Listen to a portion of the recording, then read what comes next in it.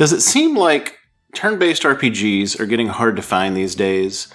Over the past decade or so, there's been a major decline in the amount of turn-based RPGs, or at least outside of the indie market. And your big companies like Squaresoft are now pursuing action-oriented titles primarily. Today we're going to be talking about turn-based RPGs, and can they make a comeback? I'm Derek, and welcome to Position Offset.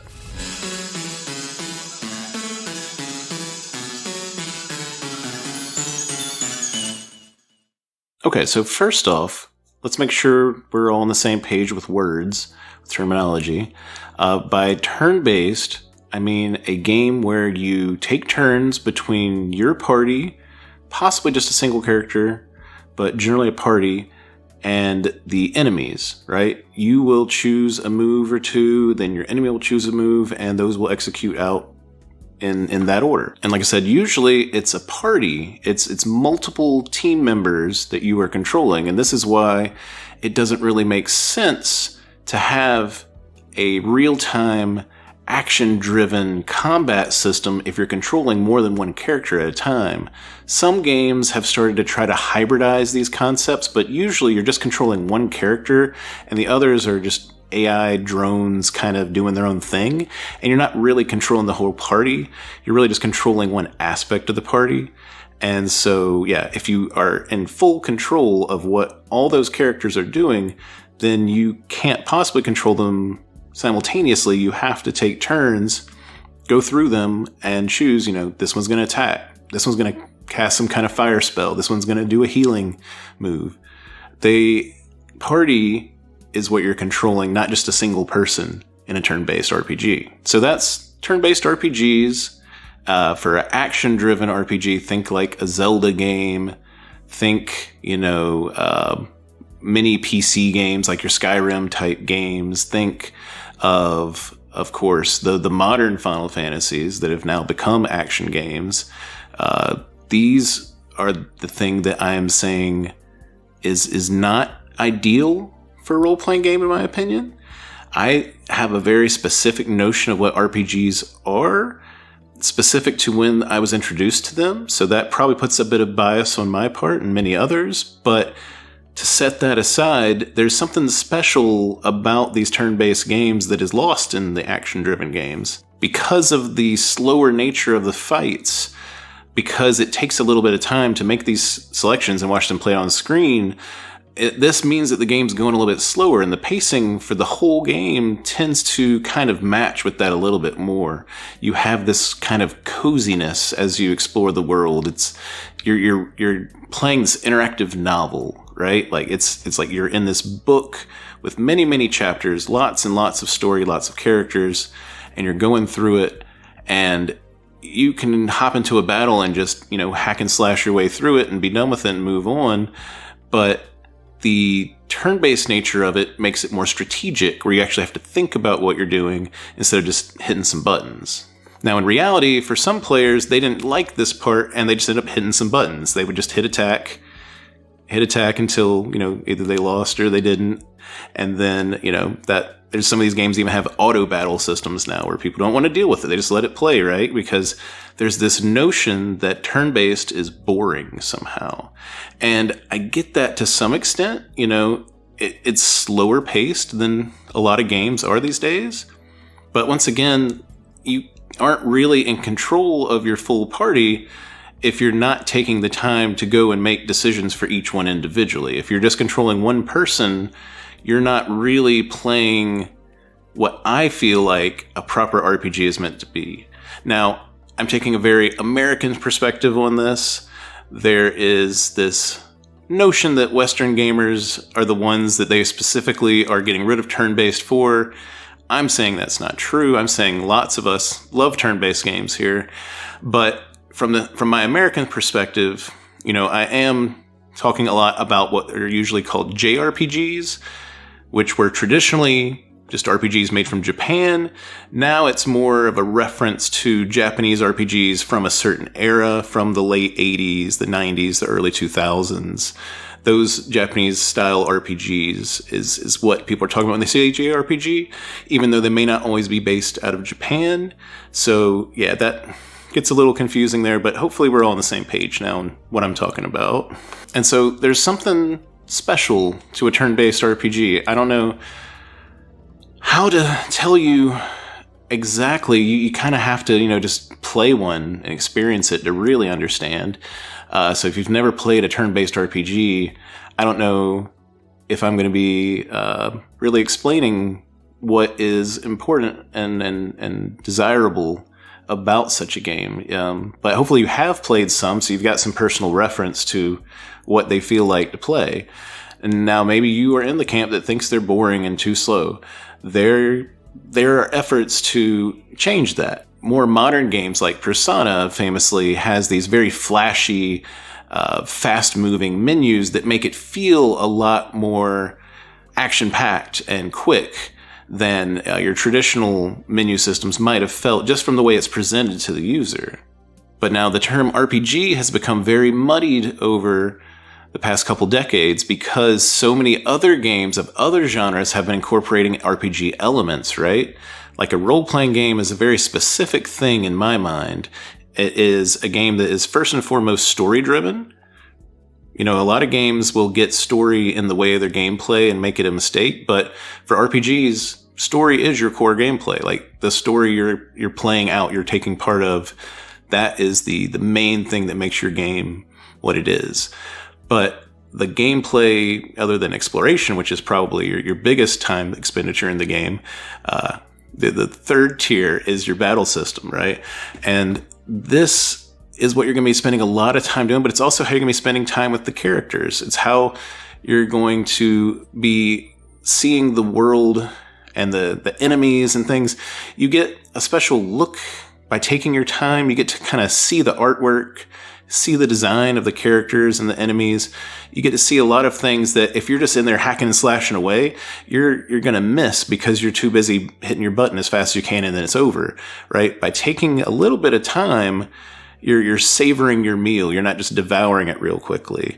And I think that lends itself to the rest of the game, once again, from a terms of pacing and just the general feeling you get when you play these games. And so now if you've never liked turn-based games, or maybe you've never even played one, maybe I'm just talking nonsense to you here, but if you have and you enjoy them, they are something that is still valuable and people still want today, even though your big major publishers are not putting them out anymore. Now, that's not completely true. There are a number of Japanese developers, like Square-Enix, I think, actually, with the Dragon Quest series, right? That is another long-running series. It's not as popular in America, but it's very popular in Japan. And those are still turn-based. But those are not making the kind of sales numbers that these big companies want to see from their games. They want to see these blockbuster games.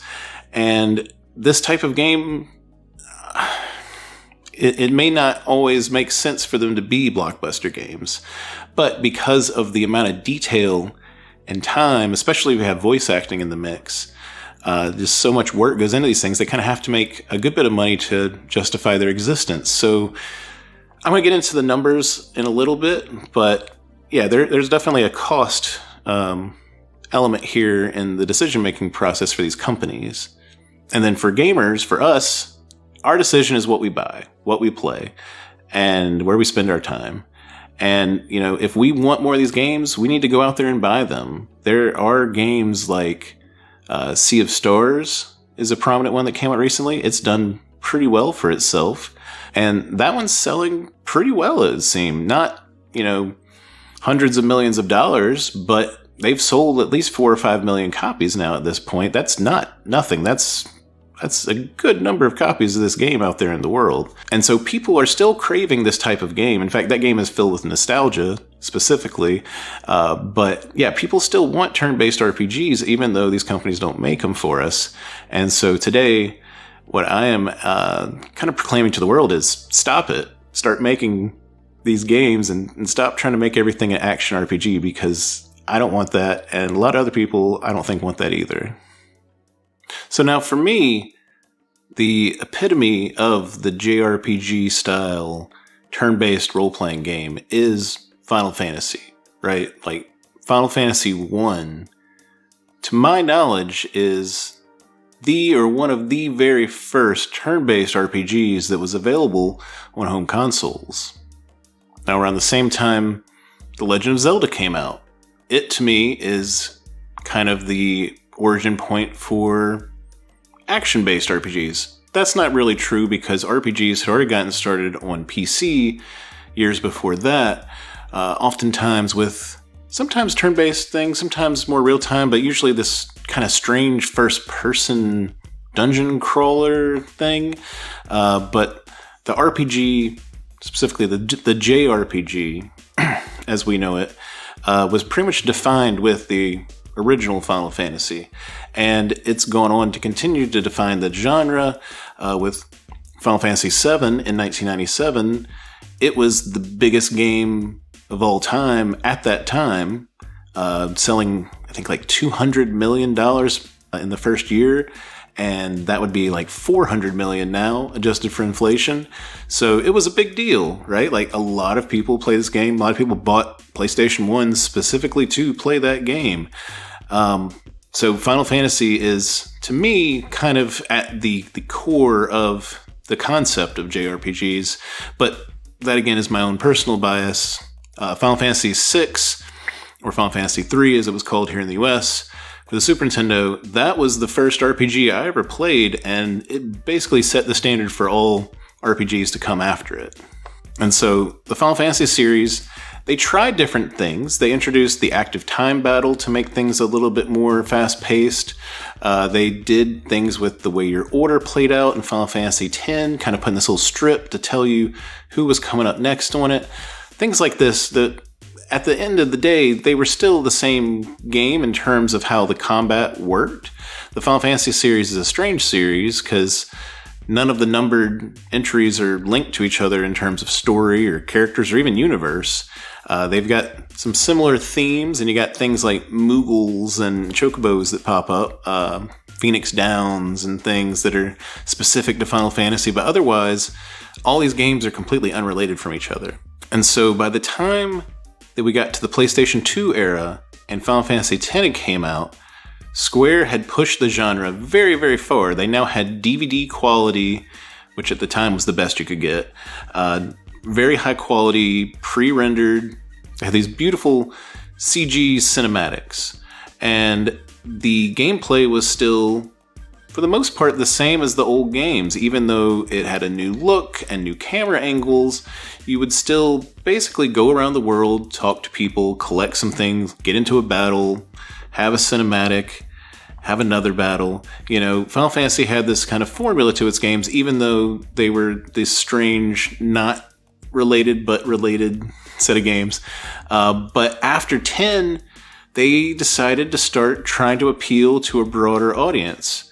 You know, Final Fantasy VII did appeal to a broad audience, despite being turn-based. But now, at this point in time, this would have been around, I guess, 2002? I can't remember exactly when it came out, but early 2000s. And, yeah, this was basically Square's final Fantasy, in my opinion, because it was the last time they did a turn-based RPG, the last time that Final Fantasy was of the genre that they themselves created. With Final Fantasy XI, they would introduce more focus on the single player that you were controlling and introduce a kind of simple scripting programming ability for you to kind of tell your other party members what they were going to do. But this is where they started to go away from turn-based. They started to push more towards fast-paced action and move away from what they had built. Then Final Fantasy XII wouldn't even be a single-player game. It was a MMO, more akin to World of Warcraft and EverQuest than a Final Fantasy game. And once again, real-time combat, because turn-based is kind of hard to do when you have multiplayer. Then with 13, they did the weirdest thing ever. That game was so weird. In the battles, you wouldn't control your party members. You would tell them what mode to be in rather than what move to make. And it felt to me, when I was playing it, more like I was the manager. It was like a simulation game. You manage a whole bunch of stuff. It felt more akin to that gameplay than a traditional JRPG's turn-based combat. You know, like there was kind of turns and stuff, I guess, but you weren't actually saying, hey, you go attack this guy, you go cast ice on this person. Like that it was a weird blend of AI and just this detachment from the party, you know. And like I was saying before, you need to feel attached to your party. It's a story-driven game, and to be the level of art that some of the older Final Fantasies were, you need to be connected to your characters. And I was feeling less and less connected to my characters as the series progressed there. Now with Final Fantasy XIV, yet again, another real-time MMO online game. And then with 15, straight up action. Like you just get into a battle and you just start hitting buttons. And eventually it's over. And 16, basically the same formula. You jump into a battle, you start hitting attack over and over again, or maybe you do like I do and you stand back and you just start casting fireball over and over again while you let the AI sort it out, and you got your dog and this other guy or whoever's in your party at the time, you know, basically doing all the work for you, and you're not really doing anything. That's not so fun. Yeah, the Final Fantasy series has just gotten progressively more boring to me. You know, people try to say that turn-based is boring, but this button mashing is very boring and takes no skill, no planning, no strategy. It's just, you just go in there and you start hitting and reacting, and then it's over. And it's like, why did I even bother with that? Like, I wish, just like people have said about turn-based in the past, I suppose, I would much more prefer to play Final Fantasy 15 and 16 if we just completely skipped all the battles, because they're trash, they're worthless, they're not good. In fact, I've still yet to complete either one of those games because I just get so bored with the gameplay. And the stories, honestly, aren't as good as they used to be. So in my opinion, Final Fantasy as a series has gone way downhill over the past decade or two. It is basically on life support at this point in my eyes. Like, They got me all excited and hyped up with 16 from the trailers, and the PS5 was all new and everything, and I went and bought it, and just another disappointment. I don't want to buy any more Final Fantasy games until they make a return to proper turn-based RPGs. And so the best example here is Final Fantasy VII Remake. This is the game where they took an existing game, a beloved game, the best-selling game of their entire history, in my opinion, if you're taking inflation and things into account. Final Fantasy VII, there's a reason they keep trying to make this game over and over again and copy it, and every game just feels like Final Fantasy VII after that point, because they're trying to recreate that success. But they're failing to understand what people liked about those games, I think. And so in the new remake, it's beautiful. And I played through all the first one, and I started playing through Rebirth, but I'm waiting until the PS5 Pro comes out before I finish it, because I want it to actually look halfway decent. But yeah, they stripped out the core gameplay, the core battle system, to basically have you wailing on people with some button mashing. And it's a much more boring game to play. Now, it's not as obnoxious as Final Fantasy 15 and 16. You do get it where you can switch between party members, and you can kind of sort of pause time as you're selecting special moves like magic attacks or summons or things. So it's still got a little tiny element of turn-based to it, but it's so slight. And this is when I'm playing on classic mode too, which, oh man, I gotta rant about that real quick. Classic mode, Square? Seriously? You're gonna strip out our turn-based battle and then tell us that you have a classic mode and it doesn't even play like the classic game? What is wrong with these people?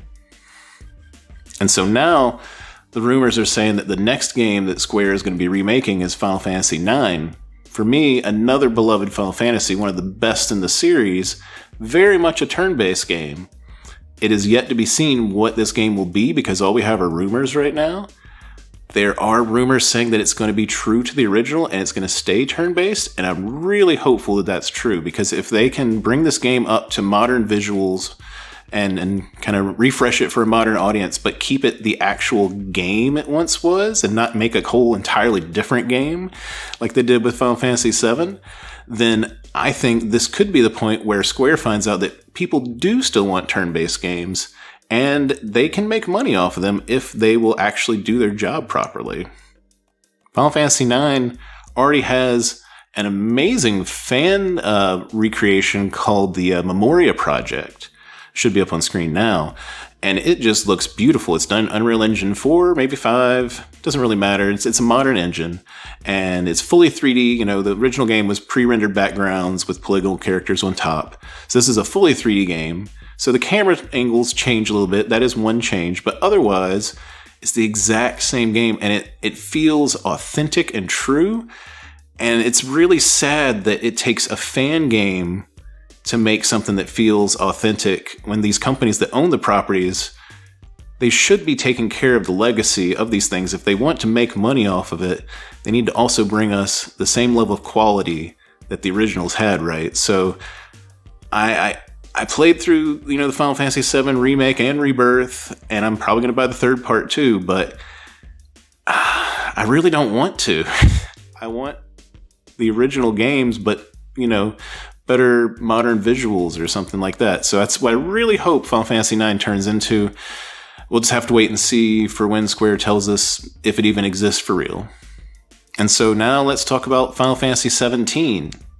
We don't know anything about it yet, so I'm completely speculating here. I don't have any sources or anything. Please don't try to say I said it was going to be anything specific. But Final Fantasy XVII, the next major Final Fantasy in the franchise, could be a turning point for Square because, Final Fantasy VII Rebirth hasn't sold nearly as well as Square wanted it to. They've been saying that they're disappointed in the sales numbers. I think some people didn't enjoy what they did with the first one, whether it's a matter of gameplay or the fact that they changed the story dramatically. I won't spoil it for you, but yeah, huge changes to the storyline as well. Either one of those reasons could be why people decided not to pick up the second one. And Square's going to be trying to figure out why that one didn't sell as well. And while Final Fantasy XVI didn't sell very well, it just came out on PC, so maybe it'll see some good numbers there. But I don't think on the PlayStation version they got nearly as many sales as they intended to get from this game. So Square trying to chase this path to blockbusters, this chase to Western audiences with action games, giving us what they think we want, is not working for them. So I'm really hoping Square is going to mutate and try to do something different with the next Final Fantasy. I would love to see a big budget, mainline, numbered Final Fantasy that returns to turn-based gameplay. Please, Square. But I'm not going to hold my breath because it doesn't seem likely right now. But maybe another failure or two of their real-time games, while they have some successes with their turn-based, could change the way that they think about this. And that's why ultimately it's up to us and the games we buy, the games we play. I guess I shouldn't buy the third part of Final Fantasy VII Remake. As I say that, I'm probably going to buy that one. But otherwise, yeah, I don't know. We've got to be more discerning as gamers because the industry, whether all genres, is just shoving so much crap in our faces and trying to get us to buy it. And a lot of times it's a big disappointment. And yeah, they're just going to keep doing it as long as we keep buying it. But so now, do I think that Final Fantasy could return to turn-based? I think it's possible. I think if Final Fantasy IX Remake came out and sold really well, assuming it was turn-based, then maybe they would consider it. But I feel like the chances of the next Final Fantasy going back to turn-based are incredibly low, unfortunately. I wish they were higher, but I'm very doubtful of it. But now, one interesting thing to come from Square is a game called Fantasian. It's been locked behind the Apple Arcade system for a while, but it's now coming to other platforms, including PlayStation and Xbox. I don't think there's a Switch version, but maybe. Pretty interesting game. It's got an interesting look to it. But it is by the original creator of Final Fantasy, and it is a proper turn-based game. So Square is acting as publisher behind this, even though they didn't develop it themselves. But maybe this also could be something to sway the way they look at the turn-based genre. And so obviously it's not just Final Fantasy that's been going down this path. There's a number of other games, but there are also games showing that turn-based can still be popular. I mentioned Sea of Stars earlier. That is a great game. It's like a love letter to the kind of games I'm talking about. And it was done by a very small studio, small budget, small team, but it sold millions of copies. It's made millions of dollars. Maybe not, hundreds of millions of dollars, but a decent amount of money for a game that supposedly shouldn't be able to sell, right? There are a number of games like Pokemon. Most of the Pokemon, the main Pokemons, are still turn-based and huge sellers. So anybody that says turn-based can't sell today is basically a liar. Now, will they be the top-selling, biggest blockbuster games? Maybe not. Maybe Final Fantasy VII is the only one that ever gets to achieve that historically. But Final Fantasy isn't the only RPG in town, right? There are a number of games, a number of companies out there making these games. One in particular that has caught my eye lately is called Expedition 33. They are a brand new developer from France. It'll be the first game they've ever put out, even though the team has experience working at other companies, and it looks to be a really nice, high-quality, big-budget looking game, even though it's probably a smaller budget. But the game looks, up there with Final Fantasy and games like that, and it's turn-based. It leverages a very similar visual formula to the one that we see in Persona, where the camera moves around a lot, kind of implying a lot more action, even though we are technically freezing time and stopping to make that decision. It gives it a much more visual flair, and it's also got interactive elements, kind of going all the way back to Super Mario RPG, but yeah, even though you take your turn and you choose what you're going to do, there's still like maybe a certain type of tapping or a quick time event or some type of real-time bit mixed in to kind of mix it up and, I guess, appease people that do get bored with the traditional menu system. But it's still a turn-based RPG. You're taking turns, you're controlling the entirety of your party, not just one character, and I am excited to see what happens with that game. I think it might make some people in the industry have to think differently about turn-based games. And that's really my hope here. I want to see more turn-based games, more JRPG-style games out there. There's a good number of them being made by indie devs, sometimes just a single developer even, but they often have that pixel look, which is fine and all, but it's been overdone now, and it's kind of boring at this point.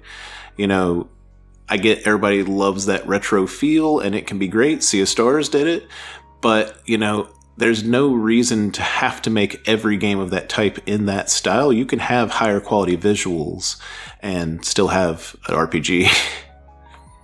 And then, of course, some games, like Persona games and stuff, they all go for kind of a cel-shaded anime look, which is also an easier style, but the Expedition 33 is actually going for that high-quality, realistic-ish looking visuals. And it's powered by Unreal Engine 5, so it should have great lighting and things. Everything we've seen so far looks really impressive. So, yeah, I urge you all, if it turns out to be good, we'll have to wait and see reviews. But on paper, it sounds like a really big deal, and we need to make the sales numbers reflect that as a gaming community.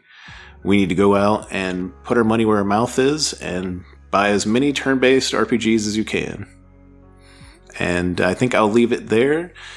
Go out and enjoy some good RPGs. Well, I hope everybody enjoyed the video today. Please make sure to take time and click that little like button and subscribe to the channel if you haven't yet. It really helps me out here. And I'm going to be trying to do more video content like this. I know I had done a lot of rumors and predictions around game consoles up to date, but that isn't really something I want to talk about 24/7, and I'll be getting into more videos like this one over time. But yeah, please comment below. Let me know what you think. Hopefully we got some people that agree, that love turn-based RPGs. But yeah, I will see you on the next one. Thanks.